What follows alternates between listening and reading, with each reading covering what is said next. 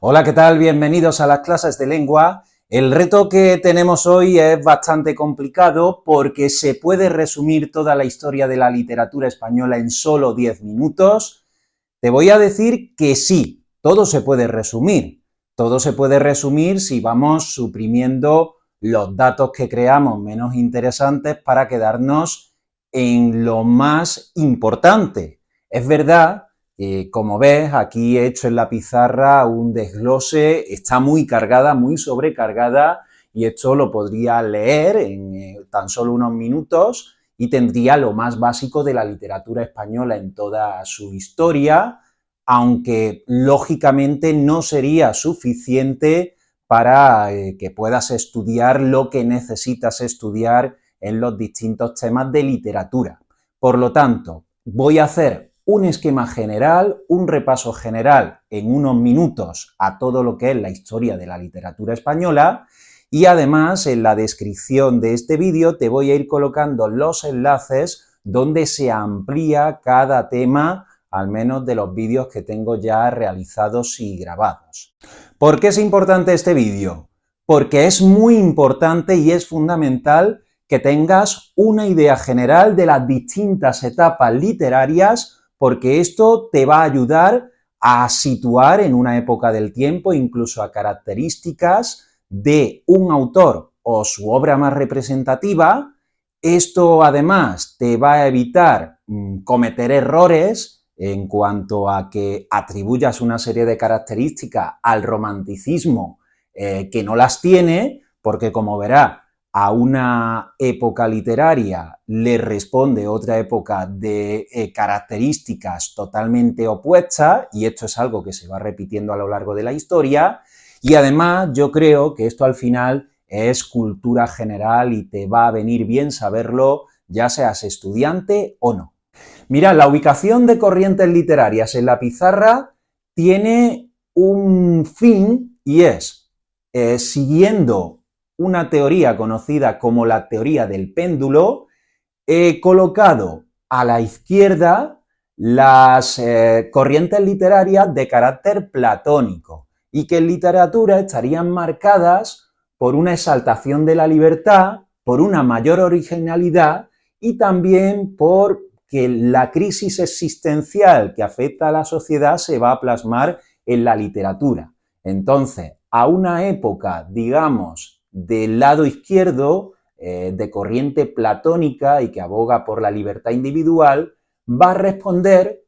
un retorno a las formas clásicas, a las corrientes aristotélicas y además una época de menor exaltación de la libertad y de más conservadurismo. Entonces, a la literatura medieval le responde el Renacimiento, al Renacimiento le responde el Barroco, al Barroco le responde el Neoclasicismo, y casi que podemos tomar algunos de los rasgos, de las características que hemos puesto aquí para todos estos movimientos, y en este caso el retorno a las formas clásicas, menor exaltación, pues a estos movimientos. Entonces, ese es el péndulo que voy a seguir en la exposición de esta historia breve y resumida de la literatura española.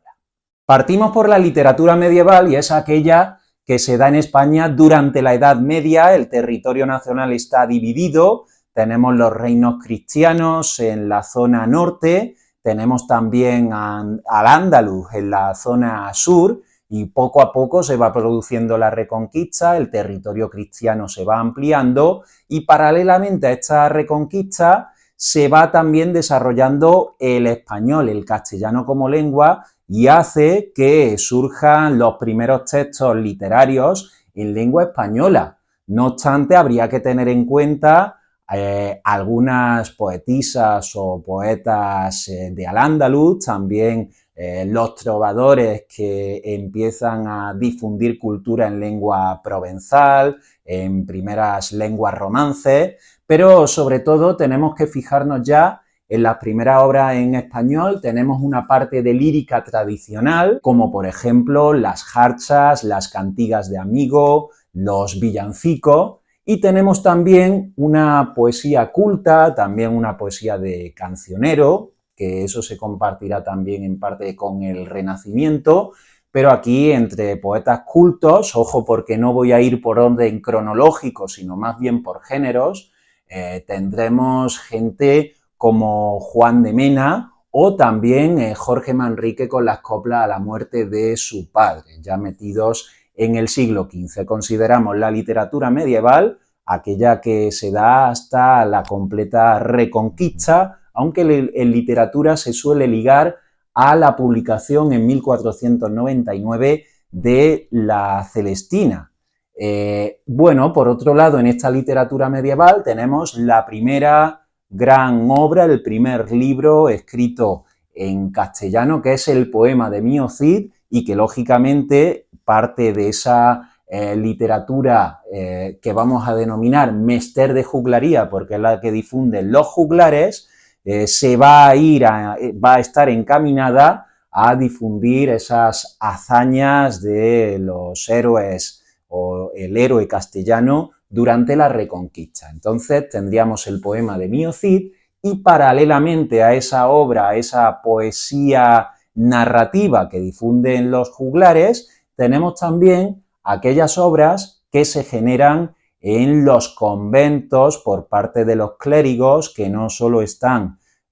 pues pasando al castellano o conservando obras clásicas del latín, sino que también producen obra propia, como ocurrirá con Gonzalo de Berceo, Los Milagros de Nuestra Señora, o el arcipreste de Hita con el libro de Buen Amor. Y también tenemos, dentro de ambientes palaciegos, obra que se hace también poética y también prosa ya en castellano con la obra de el rey Alfonso X el Sabio y también de don Juan Manuel, que deja un libro de cuentos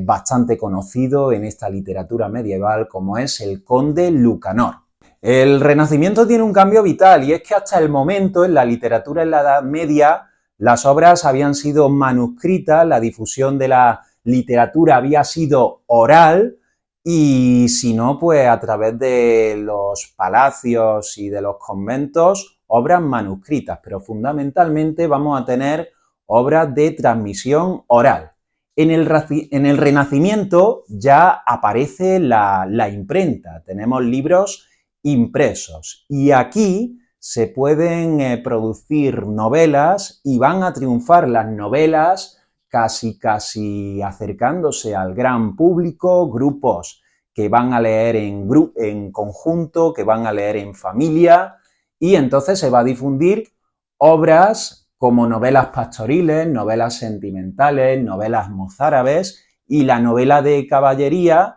con algunas sagas como el Amadís de Gaula.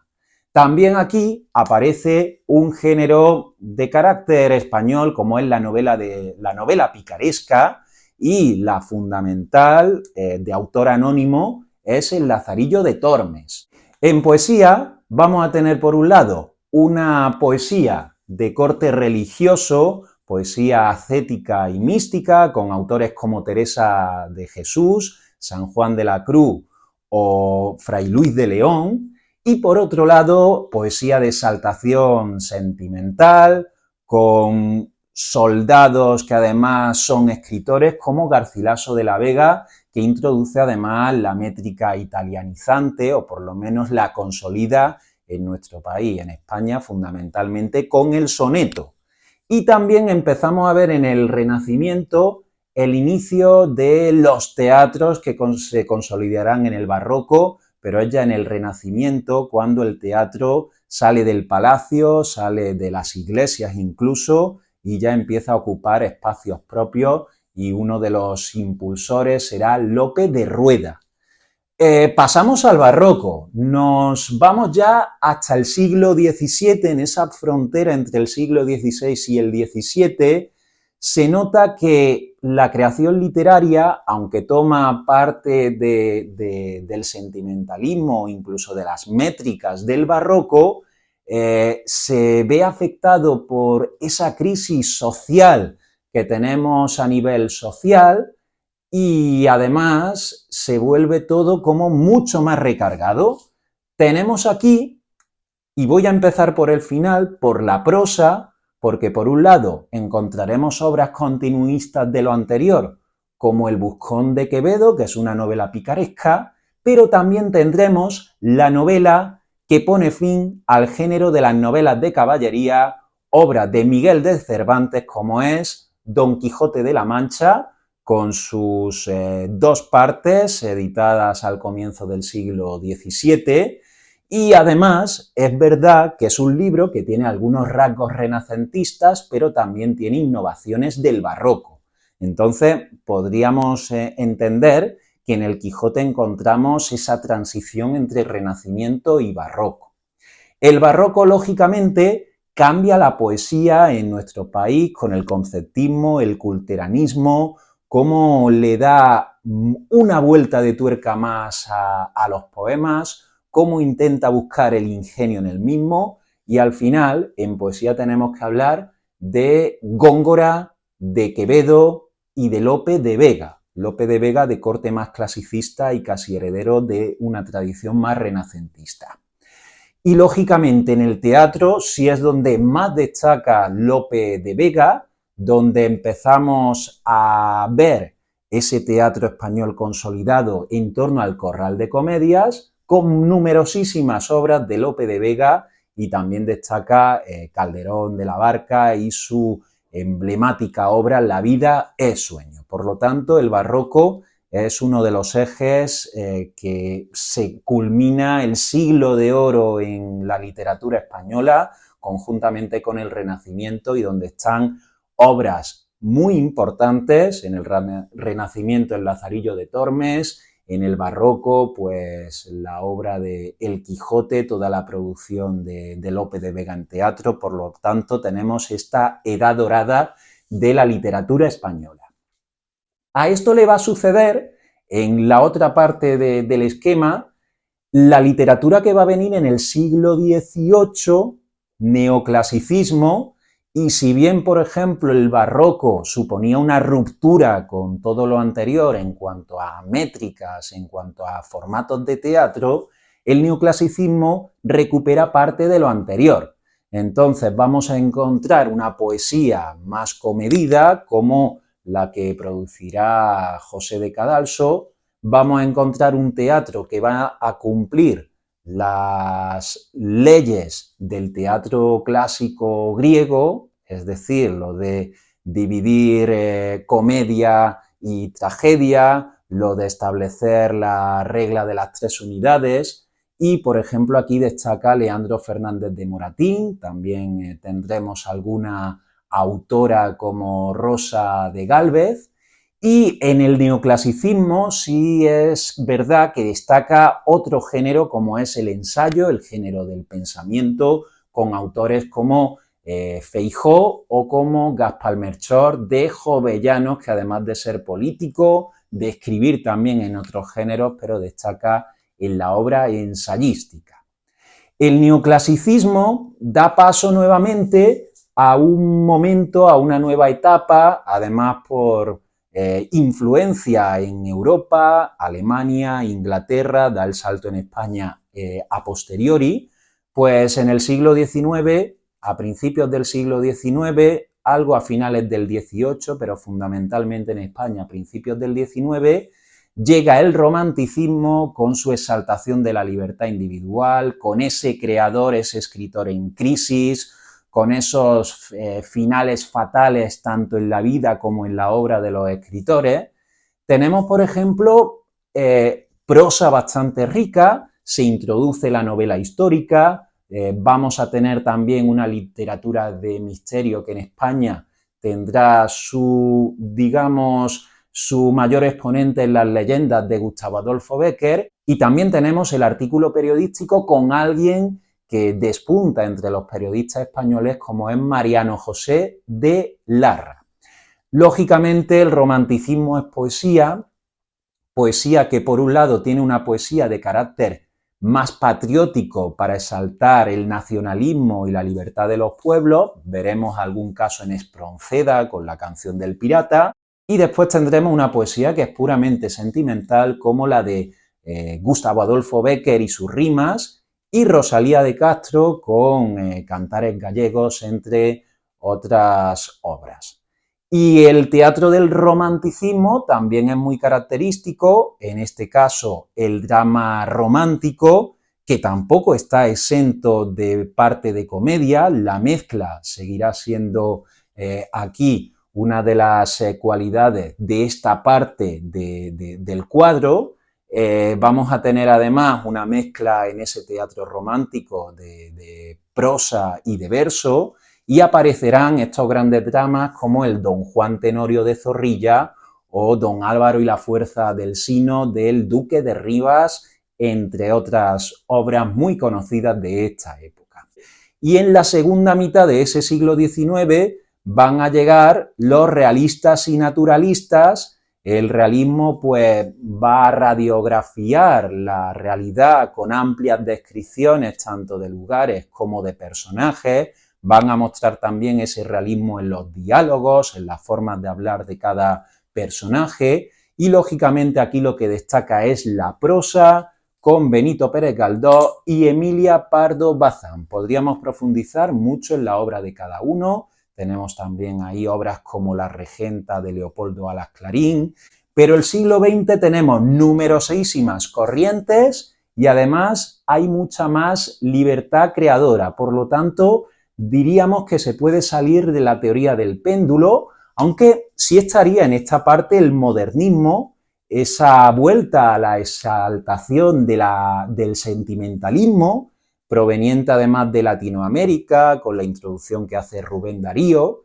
y que va a destacar, por ejemplo, en poesía. De la generación del 98, volvemos a la prosa, con autores que van a ser muy críticos con la situación del país, como Azorín, como Antonio Machado, como Pío Baroja.